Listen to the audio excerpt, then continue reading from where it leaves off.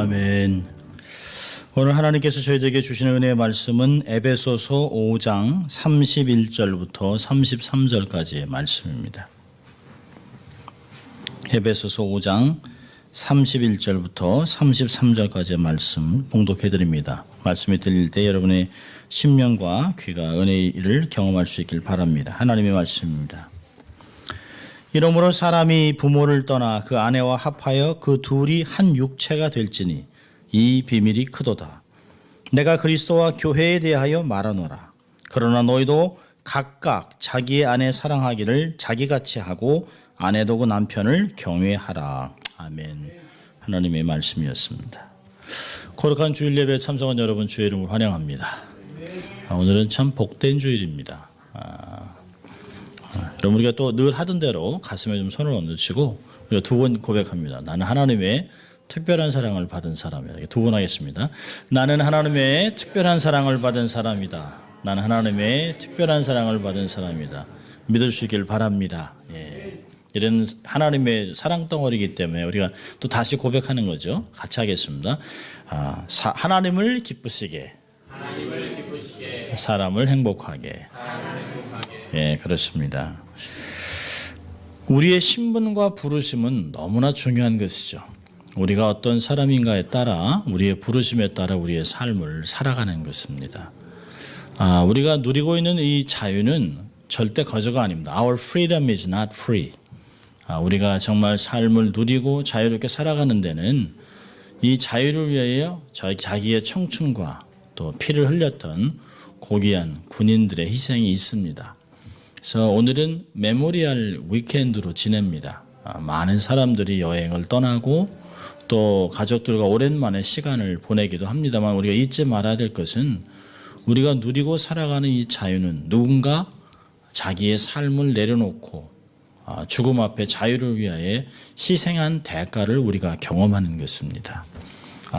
참 좋은 주말이지라고 하는 그런 생각 이전에 우리의 자유를 위해 싸우신 그분, 또 우리가 정말 신앙의 자유를 누릴 수 있는 것은 우리를 위하여 대가를 지불하신 예수 그리스도, 그분이 계시기 때문에 우리가 이게 자유롭게 주일 예배를 드리는 것입니다. 아멘. 네, 그래서 그런 것입니다. 참 이렇게 힘든데 참 이렇게 예배를 오신 여러분 너무너무 감사하고 너무나 참 하나님의 사람들을 섬길 수 있다고 하는 것은 목회자로서 행복한 부르심입니다. 여러분 다시 우리가 바울 서신 에베소서로 돌아왔습니다. 바울은 우리가 새 사람을 입어야 합니다. 성령의 충만을 받아야 합니다. 세월이 너무 악하기 때문에 지혜롭게 살아야 된다. 감사함으로 살아야 된다는 쭉 설명을 한 후에 에베소 5장 21절부터 6장 9절에 굉장히 많은 그 절수를 할애하면서 인생을 살아가면서 사람이 반드시 겪고 경험해야 될 6가지의 인간관계를 이야기합니다. 가장 중요한 부부, 아내와 남편, 또 자식과 부모, 부모와 자식 관계, 그리고 상사와 그 아래에 있는 사람, 직원들. 그러니까 어느 누구도 결혼을 하지 않아도 누군가는 자식이 되어 있습니다. 결혼했다면 내가 어머니가 되고 아버지가 되기도 하고 남편과 아내가 되기도 하고 또 모든 이 관계 속에 다 있습니다. 그러니까 사도 바울은 알았습니다. 우리가 성령의 충만함을 경험하면 우리가 관계 속에서 승리하고 이 관계를 잘 유지만 한다면 하나님의 나라는 굉장히 건강하게 성장할 수 있다고 하는 것입니다. 우리가 주위에 보잖아요. 많은 사람이 이혼을 하고 많은 사람의 가정이 흔들리고 많은 교회가 하나님의 뜻 가운데 하나님의 영광을 드러내기 위해서 정말 많은 대가를 지불했음에도 불구하고 교회가 건강하지 못하고 깨어지고 찢어지고 또 어떤 때는 세상에서 지탄이 되기도 하고 그렇게 힘들게 세웠던 교회가 이 세상에 더 이상 존재하지 않는 것들을 우리는 가끔 보게 됩니다. 그리고 우리는 질문하죠. 왜 이런 일이 벌어질까? 결국은 말씀으로 다시 돌아가는 것이죠. 이 관계 속에서 우리가 관계를 잘 유지하면 우리의 삶은 굉장히 행복할 것이라는 것이에요. 저도 목회를 하면서 이렇게 삶을 살아가면서 가장 중요한 건 관계가 아닐까 하는 생각합니다. 아내와의 관계를 통해서 자녀들이 행복을 누리고 또 우리의 행복을 통해서 이웃 사람들이 결혼 생활은 저럴 수 있구나.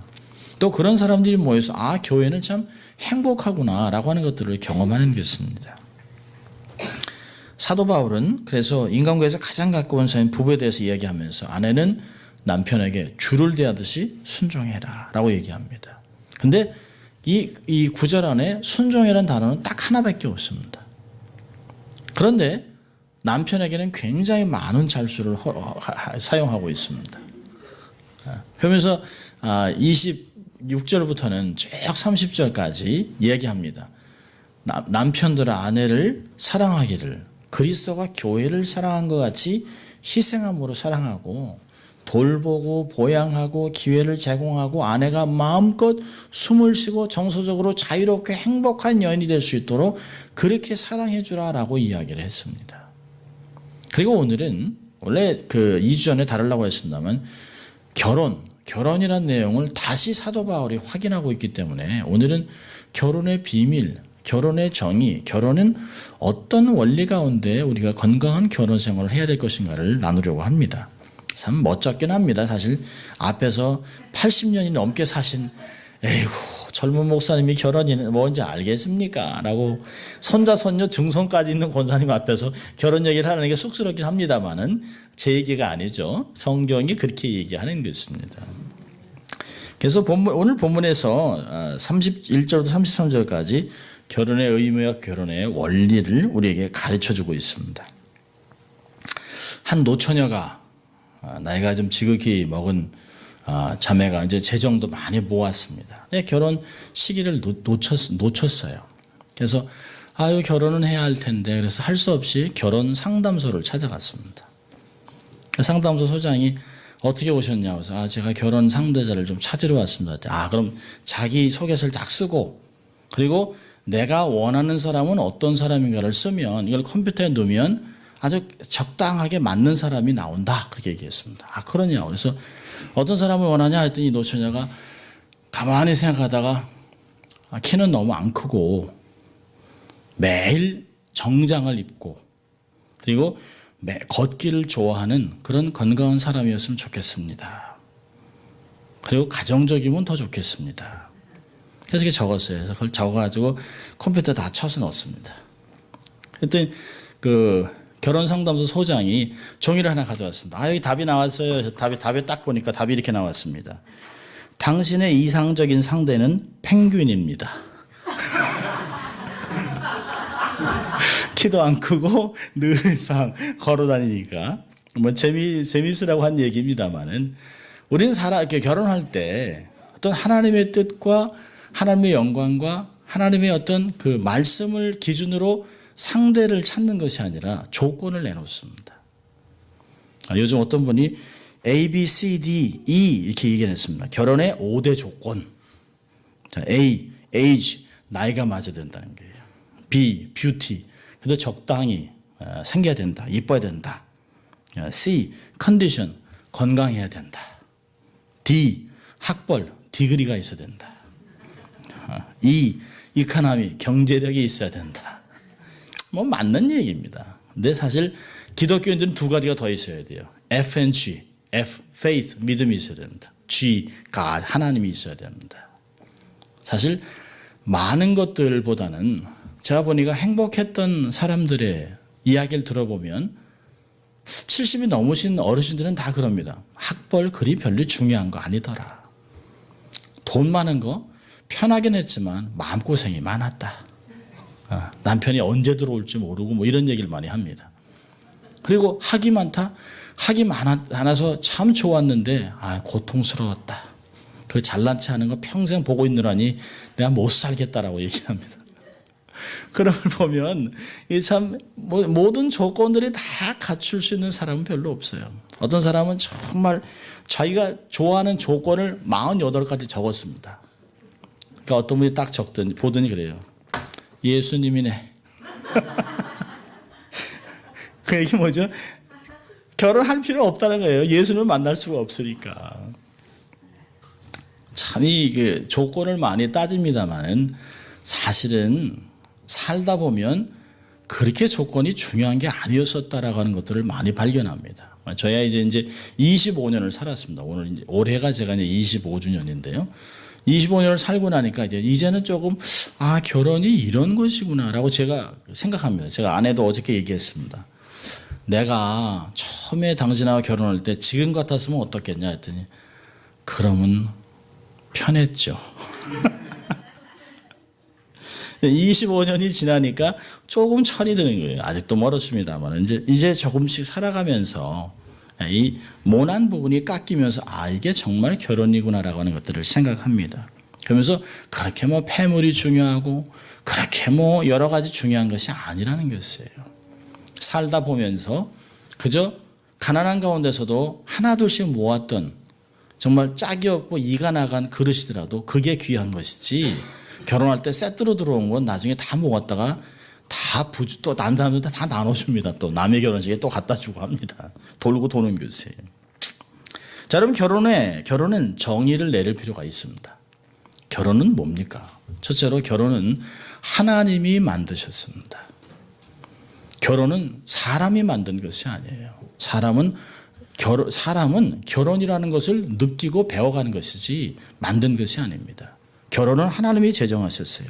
여러분, 창세기 2장 22절을 보면 이런 말씀이 있습니다. 하나님께서 남자의 갈빗대로 여자를 만드시고 그녀를 아담에게로 이끌어 오셨다. 여러분, 이게 얼마나 멋있습니까? 마치 결혼식을 할 때 신부의 아버지가 신부를 딱 데리고 갑니다. 그리고 사위, 그 신랑 될 그 사위에게 아내를 넘겨주는 모습이 바로 성경에서 첫 2장에 나와 있습니다. 그러니까 우리가 결혼식을 하면서도 왜 신부 아버지가 신부를 데리고 오지? 성경에서 다 나와 있는 것이에요. 하나님이 만들어서 그녀를 정말 아낀 것을 자기의 짝에 이렇게 맞춰주는 것이에요. 저는 이 설교를 준비하면서도 저는 딸을 둘 키우지 않습니까? 이걸 어찌할꼬 지금부터 걱정합니다. 지금부터 하나님께서 좋은 짝을 주시겠지만 이게 데려다가 갖다 줘야 되는구나라고 하는 생각을 합니다. 정말 곱게 키운 딸을 신랑에게 넘겨주는 그런 게 사실은 창세기 2장에 처음부터 기록되어 있습니다. 얼마나 아름답습니까? 이것은 하나님께서 결혼이라고 하는 것을 처음으로 제정하시고 그것을 인생의 전통으로 만들어 놓으셨습니다. 그렇게 얼마나 중요한지 몰라요. 하나님이 여러 가지 제도를 만드셨지만 크게 두 가지 제도를 만드셨는데 하나는 뭘까요? 가정과 교회입니다. 어떤 게 먼저 중요할까요?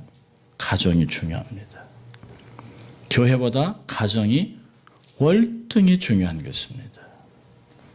가정만 건강하면 교회는 건강할 수 있어요. 그런데 교회가 건강한 것 같은데 내가 가정이 건강하지 못하면 교회 가서도 얼굴을 펼 수가 없습니다. 하나님께서 교회보다 가정을 먼저 만드셨다는 걸 알아갈 필요가 있습니다. 자, 두 번째로 결혼이란 뭐냐면 결혼은 남녀의 결합입니다. 남녀의 결합. 결혼은 한 남자와 한 여인이 하나님의 영광을 위하여 평생 즐거워하기 위해서 한 목적을 가지고 영혼이 결합하는 것이에요. 영과 육이 결합하는 것입니다. 사랑하는 남녀가 부부가 되는 행위라고 한국법에도 나오고 미국법에도 나옵니다. Union of one man and one woman이라고 나와 있었습니다. 근데 이것이 지금 헌법이 바뀌어가고 있습니다. 점점 성소수자들의 주장에 의해서 남녀가 아닌 두 사람의 사랑, 두 사람의 연합이라고 바뀌고 있습니다. 프랑스는 더합니다. 프랑스는 사랑의 정의를 내리고 있습니다. 사랑은 사실은 이성에 끌리는 마음인데요. 근데 이 사랑을 어떻게 바뀌었냐면 서로에게 느끼는 감정으로 바뀌어버렸습니다. 그러면 사랑은 누구에게 돼요? 개도 사랑할 수 있고 짐승도 사랑할 수 있고 남자가 남자를 사랑할 수 있습니다. 일반 사람이 그러는 건 이해가 됩니다. 그러나 미국 장로교회, PCUS의 미국 교단, 교회가 동성애 목사를 안수하는 걸 허락해 놨습니다. 그 허락이 떨어지자마자 얼마나 많은 교회들이 힘들어하는지 몰라요. 그럼 지금도 캘리포니아도 제가 동성애는 죄다라고 설교를 하면 들은 사람이 법정에다 고소를 하면 1,000불의 벌금을 내게 되어 있습니다. 여러분, 이런 사회를 우리가 살아가고 있습니다. 이런 사회를. 미국 대법원에서는 전국적으로 동성연애를 허락할 것인가 말 것인가를 논의하고 있습니다. 지성의 최고이라고 하는 법관들이 이걸 그대로 해야 될 것인가. 이게 고리타분하게 이게 뭐 성경에서 몇천 년 나온 이야기를 이제 뭐 하이텍으로 이제 무인 자동차가 움직이는 이런 때에 이렇게 묶여야 되겠느냐라고 생각하고 있습니다. 여러분, 법은 얼마든지 바뀔 수 있지만 하나님 말씀은 바뀌지 않습니다. 우리가 정말 따라야 될 것은 사람이 만든 법이 아니에요. 하나님의 말씀, 하나님이 주님이 재림이 곧 온다라고 하는 걸 들었을 때는 세상이 마치 영원할 것 같지만 그걸 포기하고 주의 재림을 기다리고 있는 것이에요. 그러니까 사람이 은퇴하고 선교지로 나가고 주님을 만나기 위해서 땅끝에서 주의 재림을 준비하겠다라고 사람이 헌신하고 나가는 것입니다. 여러분, 우리가 정말 우려되는 건 뭐냐면 사랑하는 두 사람의 결합이 사랑하는 사람의 결합으로 변질되면서 일부 다처제로 변할 수 있습니다. 지금 유타주에서는 몰몬에게 허락해서 일부 다처제가 허락되어 있습니다. 남자 한 명이 가장 많게는 47명의 아내를 두고 사는 사람이 있습니다. 대단하죠. 제가 한번 이슬람들한테 물어봤습니다. 야, 너희들은 아내들이 많아 좋겠다. 자기는 4명 있답니다. 그래서 좋겠다 했더니, 웃으면서 좋겠다 했더니 no. One wife, one problem. Two wives, two problems. Three wives, three problems. 제가 그랬어요. 그럼 뭐하라고 이렇게 결혼했냐 했더니 그렇게 했다는 거예요. 이제는 사람들의 관계가 아니라 이제 어떤 그 생명체의 연합으로 바뀔 수도 있어요. 그러면 짐승하고도 결혼할 수 있습니다. 이게 지금 이렇게 흘러가는 거예요. 지금 자기가 기르던 강아지한테 유산을 넘겨주잖아요. 그러니까 누가 이 강아지를 쥐고 있을 것인가가 그 재산을 갖고 있는 것이에요. 세상이 이렇게 변질되고 있습니다. 이건 놀랄 것이 아니에요. 말세의 현상입니다. 말세의 현상. 이런 걸 볼 때마다 야, 내가 세상에서 영원토록 살 것 같은데 이게 아니네. 주의 말씀으로 돌아오는 말씀으로 다시 우리의 생각과 마음을 돌리는 운동이 일어나야 되는 것이죠. 결혼은 남녀의 연합입니다. 세 번째로요. 결혼은 성경의 핵심적인 가르침입니다. 여러분, 창세기 1장에 하나님이 사람을 창조하셨어요. 그리고 2장 하나님이 천지를 다 창조하시고 2장에서는 유독히 사람의 창조에서 집중하고 있습니다. 그리고 결혼식으로 창조가 완전히 끝납니다. 근데 이 창조의 이야기가 어디 나옵니까? 요한계시록 21장 마지막 바로 한 장 전에 어린 양의 혼인잔치로 나옵니다. 성경 계시록과 창세기가 다 결혼식으로 있습니다. 그 가운데 예수님이 육신을 입고 오셔서 처음 기적을 베푼 곳이 가나 혼인잔치입니다. 결혼식이라고 하는 것은 하나님이 이 땅에 두신 굉장한 핵심적인 가르침이고 중요한 제도입니다. 이 결혼을 통해서 혼인잔치를 통해서 얼마나 부유하고 얼마나 멋진 삶을 살아갈 것인가를 이야기하시고요.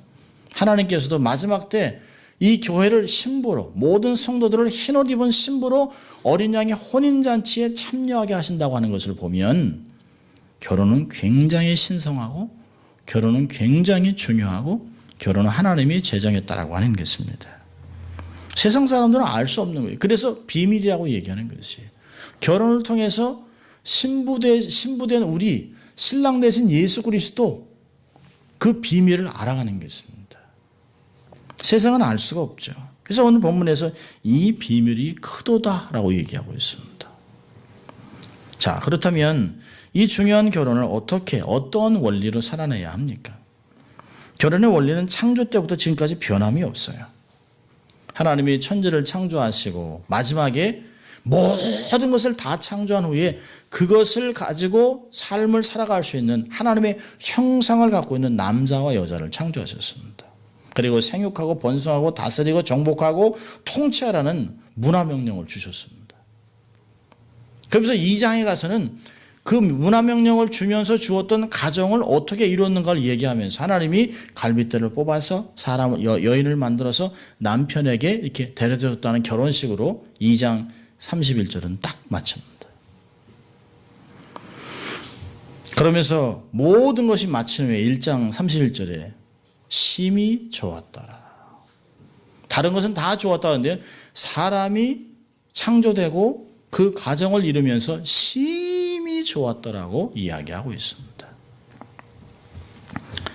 자, 여러분 본문을 보세요. 본문을 보면 31절에 이러므로 사람이 부모를 떠나 그 아내와 합하여 그 둘이 한 육체가 될지니, 이 말씀 바로 창세기 2장 24절에 나와 있는 말씀입니다. 이곳에서 중요한 세 가지 단어를 보면서 결혼의 원리를 생각해 보는데요. 뭘까요? 보니까 떠나, 연합하여 한 육체가 된다라고 하는 세 단어입니다. leave, cleave, weave, 세 가지 단어가 있습니다. 자, 첫 번째 뭘까요? 중요한 것이 이 참 한국 번역은 잘못됐어요. 사람이 아니라 남자가.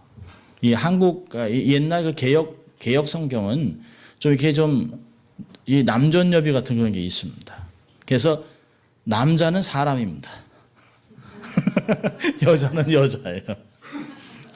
번역이 잘못된 거죠. 이렇게 보면 이러므로 남자가 자기의 부모를 떠나 자기의 아내와 합하여 그 둘이 한 육체가 된다라고 하는 것을 결혼의 원리라고 얘기하고 있습니다. 자, 첫째는 뭘까요? 그럼 부모를 떠나야 합니다. 특별히 남편과 아내가 다 떠나야죠. 그런데 정신적으로 모두 영적으로 육신적으로 자신의 부모를 떠나야 합니다.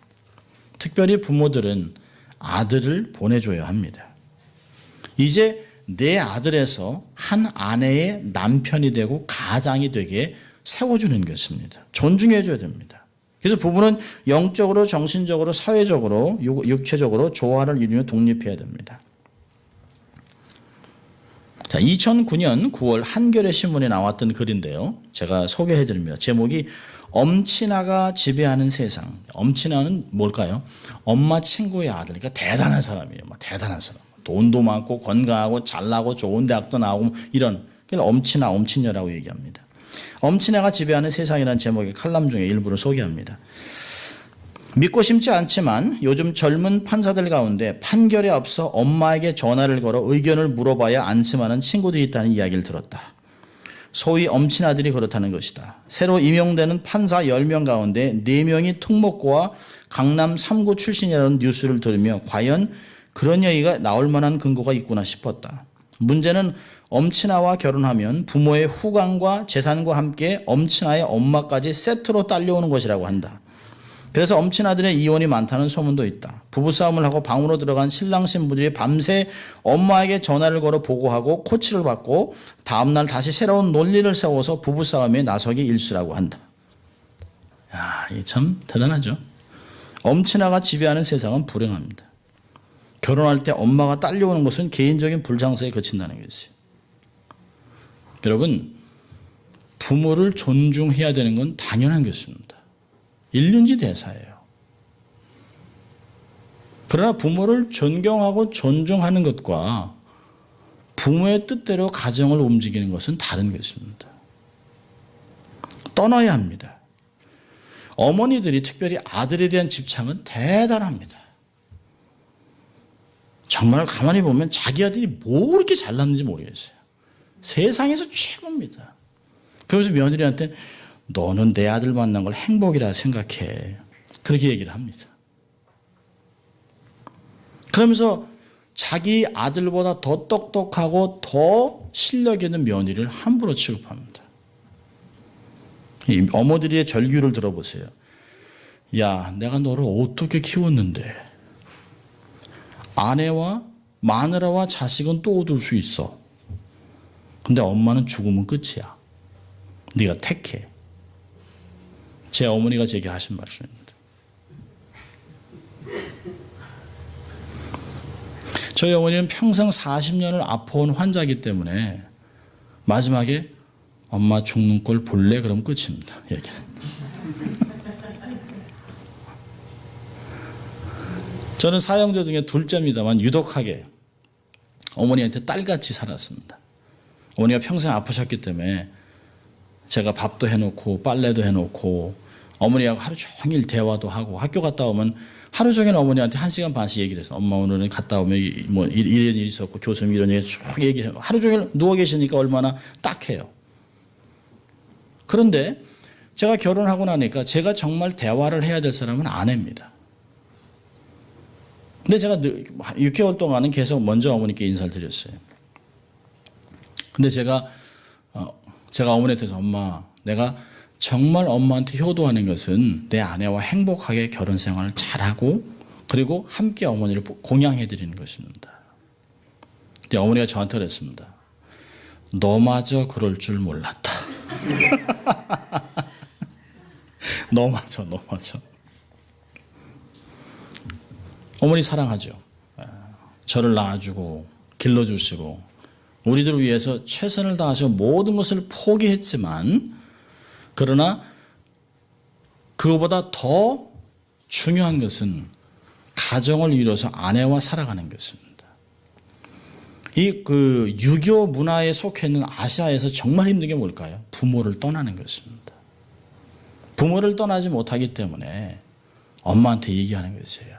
제 아내는 가끔 저한테도 여보 나 당신 50 중반에 또 엄마가 뭐야 엄마가. 엄마는 어떡하겠어요 엄마인데. 70, 80이 돼도 엄마 그러면 감정이 이게 막 합니다.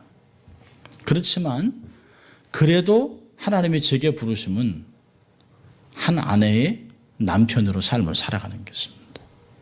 그것이 결혼입니다. 누가 그랬습니다. 결혼은 가위와 같다. 아무 사위도 중간에 들어올 수 없다는 게 다 잘라버리기 때문에 아들도 어머니도 들어올 수 없습니다. 결단을 해야 합니다. 나를 키워준 부모님을 사랑하고 존경하지만 정말 내가 삶을 살아가야 되는 한 가장으로 살아가는 남편이 정서적으로 영적으로 부모를 떠나는 것입니다. 부모들은요 보내줘야 합니다. 그렇게 살라고 얘기해줘야 합니다. 내 아내와 행복하게 살아라. 그리고 때가 되면 통장에 용돈을 넣거라 이렇게 얘기해 줘야 되는 거예요. 첫째로는 내 부모를 떠나는 것입니다. 자, 두 번째로는요. 아내와 연합하는 것입니다. 부모를 떠나서 아내와 연합하는. 그러니까 떠나는 목적이 뭐예요? 아내와 연합하기입니다. 두 번째가 중요한 것이 목적이. 떠나는 이유는 결별하자는 게 아니에요.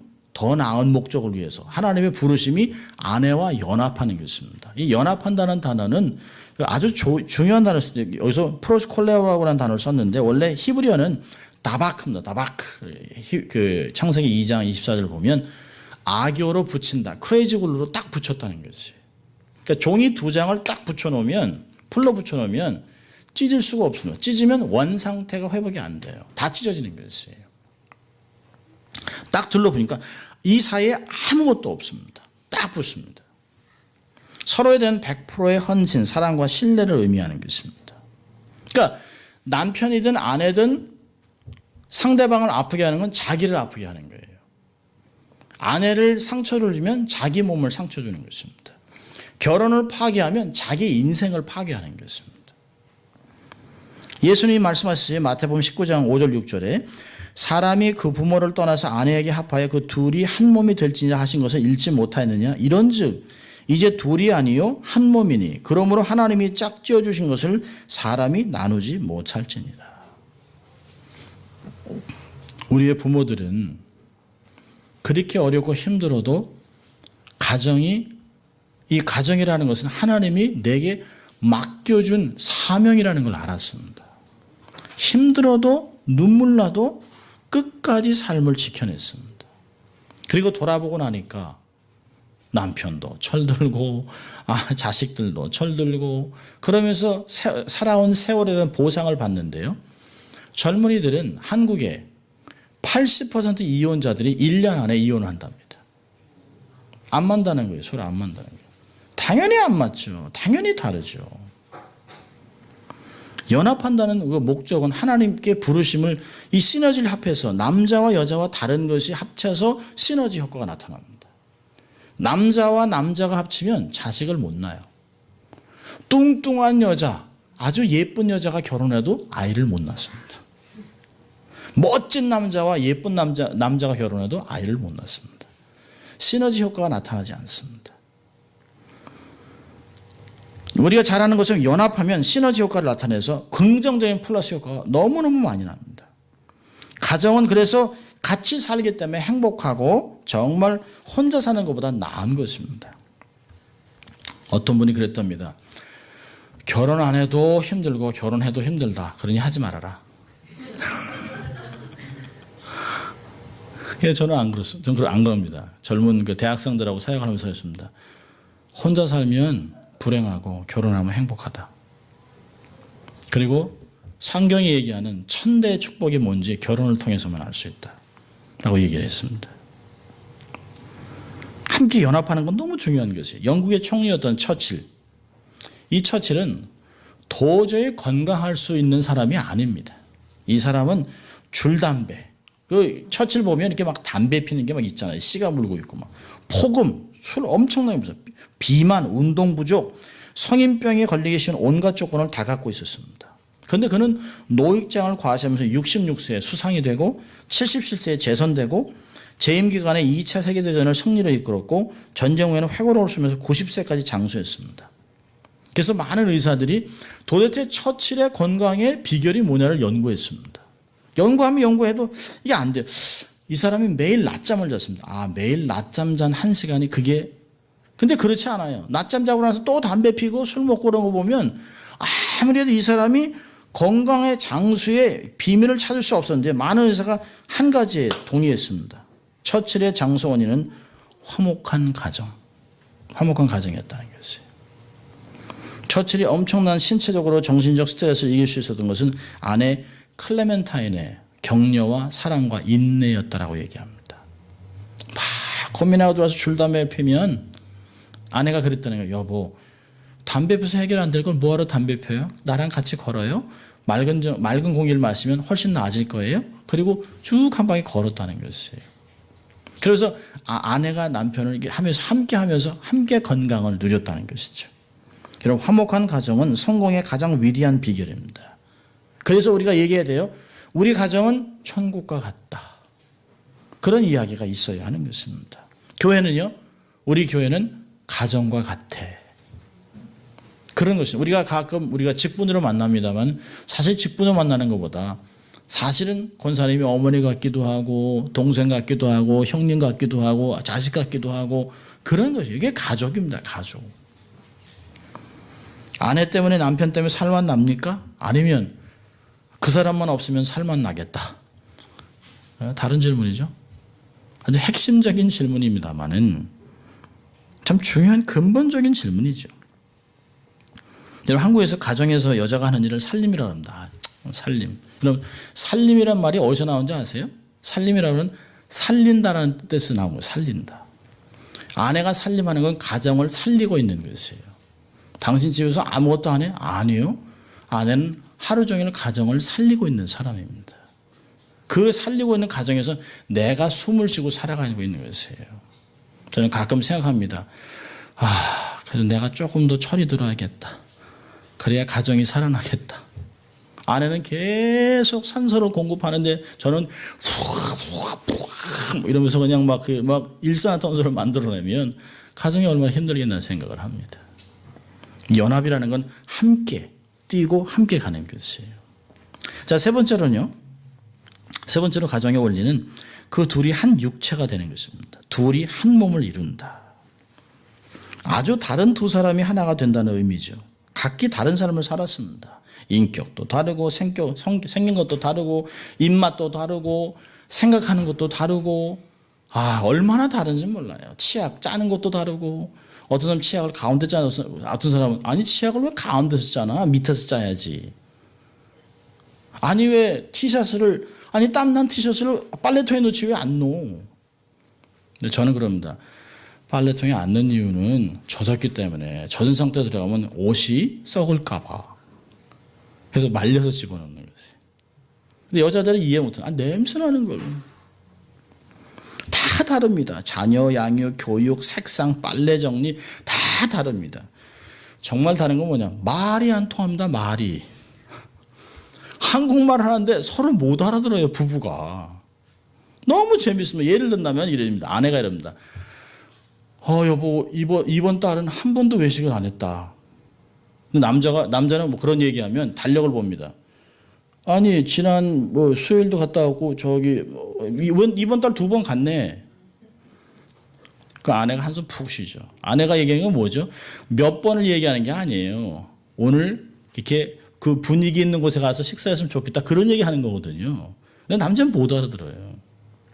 그러니까 남자가 또 이럽니다. 남자가 입을 옷이 없네. 그게 뭐예요? 빨리 데려달라는 게 데려주든지 빨래해서 이렇게 좀 입을 수 있게 해달라는 것이에요. 근데 아내가 그럽니다. 입을 옷이 없네. 옷을 사달라는 겁니다. 이게 다 다른 거예요. 완전히 다른 것이에요. 아내가 그런다는 거 아닙니까? 당신 그 옷 되게 좋아하나 봐. 계속 입어. 그 얘기는 뭘까요? 그만 입어. 그 얘기는 그만 입어. 다른 거 좀 입어야 해요. 참 똑같은 한국말 하는데 못 알아들어요. 똑같은 한국말 하는데. 존 그레이라고 하는 사람에서는 화성에서 온 남자, 금성에서 온 남자라는 책에서 남녀가 얼마나 다른지를 아주 다루고 있습니다. 근데 더 재밌는 책이 있습니다. 더 재밌는 책이 뭐냐면 말을 듣지 않는 남자, 지도를 읽지 않는 여자. 남자 운전하면서 여자 말 안 듣잖아요. 오른쪽으로 돌면 거기 있는 걸 아는데도 안 돌아요. 계속 갑니다. 계속. 잠깐 세우라는데 계속 가요. 1시간, 2시간 헤맨 다음에 결국에는 이제 백기를 듭니다. 남녀의 차이를 아주 극명하게 드는데 얼마나 재밌는지 몰라요. 남자는 먹이 추적자이기 때문에 사냥을 해서 먹이를 구해와야 되기 때문에 아주 시야가 좁고 멀리 봅니다. 멀리. 여인들은요. 둥지 수호자예요. 집을 지켜야 되기 때문에 시야가 굉장히 넓습니다. 예를 들면서 하는데요. 제가 얼마나 무서운지 몰라요. 예를 들면 아내가 그럽니다. 여보 냉장고에서 뭐 좀 꺼내와요 그럽니다. 남자 못 찾습니다. 냉장고. 그래 없다 그러고 냉장고 문을 닫아요. 근데 와이프가 와서요. 제 와이프가 와서요. 문을 딱 열고 여기 있는데 못 찾아 여기 있는데. 근데 저는 그게 거기 있었나? 사실 아내가 뭐 냉장고에서 가져오라 그러면 긴장합니다. 저는 또 못 찾을까. 그러니까 이렇게 보는 거예요. 이렇게. 어떻게 이제 뭐 사람들하고 모임을 가던 남자는 멀리서 본다. 사람들을 쭉 누구 몇 명 왔다. 여자는 전체를 다 보고 있습니다. 이렇게 막 270도로. 무섭습니다. 그래서 남자는 제일 무서워하는 게 여자가 나랑 말 좀 해. 그 말이 제일 무섭답니다. 이렇게 다른 거예요. 근데 남자와 여자가 월등하다, 우월하다, 하등하다 그 얘기를 하는 게 아니에요. 다르다는 거예요. 다르기 때문에 좋은 것이에요. 그래서 시너지가 나는 것이에요. 다른 사람이 만나서 행복한 것, 그 비밀을 어떻게 알겠습니까? 여러분, 우리가 다른 사람하고 함께 살면서 행복하고 자녀를 낳고 하는 것이 뭐예요? 이것이 조금씩 더 커지면 이게 교회가 되는 것이에요. 나와 다른 사람하고 잘 지낼 수 있는 건 내가 아내와 잘 지냈기 때문에 가능한 것이에요. 아내와 한 몸을 이뤘기 때문에 다른 사람과도 이 교회라고 하는 한 몸을 이룰 수 있습니다. 얼마나 아름다운지 몰라요. 그래서 교회, 가정에서 중요한 것들을 배우는 것이 이게 원리입니다. 원리. 하나님을 경외하면서 서로 사랑하고 존경하라고 얘기하잖아요. 33절에 얘기합니다. 너희도 각각 자기 아내 사랑하기를 자기같이 하고 아내도 그 남편을 경외하라. 여러분, 가정은 가꿔야 합니다. 저절로 되지 않습니다. 하나님 말씀으로 가정을 가꿔야 합니다. 계속 노력해야 합니다. 끊임없이 인정하고 배워야 합니다. 자, 따라하십시다. 배우자를 배워야 됩니다. 배우자를 계속해서 배워야 돼요. 아내가 이렇구나. 남편이 이렇구나. 배워야 합니다. 깊이가 있는 대화를 해야 됩니다. 어떤 분이 그러더라고요. 통하면 통한다. 무슨 얘기가 있어요? 그러니까 소통 안 되면 고통스럽다는 거죠. 소통하면 우리가 우리 안에서 소통하면 기쁨이 있습니다. 불통하면 고통하는 것이에요. 그러니까 정말 행복한 삶을 살려면 첫째로는 배워야 합니다. 서로를 끊임없이 배워야 합니다. 두 번째로는요. 교통해야 돼요. 대화를 해줘야 됩니다. 깊은 대화를 해야 합니다. 세 번째로는요. 믿어줘야 됩니다. 서로 격려하고 믿어줘야 돼요. 어떤 분이 남편을 길게 읽더라고요. 남의 편. 남편이 우리 남편은 남의 편이라는 거예요. 자기 편 한 번도 안 들어준대요. 남의 여자들한테는 그렇게 잘해주면서 자기한테는 못되게 군다는 거죠. 그러니까 남편은 아내 편이 돼줘야 됩니다. 남의 편이 되면 안 돼요. 늘 믿어줘야 됩니다. 아내 말. 그러니까 한국에서는 자기 와이프, 자식 자랑하면 팔불출 괜찮아요. 그게 뜻대로 사는 것입니다. 편이 되줘야 됩니다. 아내의 편이 되어야 됩니다.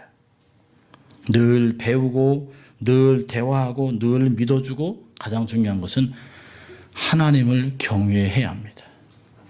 하나님이 내게 짝을 주셨다. 나는 다 이해하지 못하지만 살아가면서 이 사람이 내게 정말 합당한 남편이구나. 합당한 아내구나. 그래서 내게 이렇게 붙여주셨구나.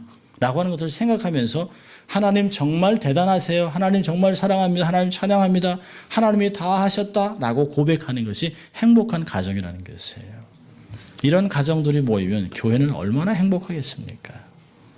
늘 이렇게 정말 하나님이 내게 주신 이 비밀을 잘 간직하고 건강한 가정이 돼서 행복한 교회를 세워가는 여러분 되시길 주의 이름으로 축원합니다. 기도하겠습니다. 하나님 아버지 감사합니다. 오늘도 거룩한 주일 가정에 대해서 말씀하시고 결혼이 무엇인가를 가르쳐 주시고 원리를 가르쳐 주신 주님 감사합니다. 이 비밀을 잘 깨달아서 비밀을 세워나가고 하나님의 영광을 위해서 가정을 세워가고 교회를 세워가는 저희들 될 수 있도록 하나님 축복하여 주시옵소서. 감사하고 예수님 이름으로 기도합니다. 아멘. 이제 다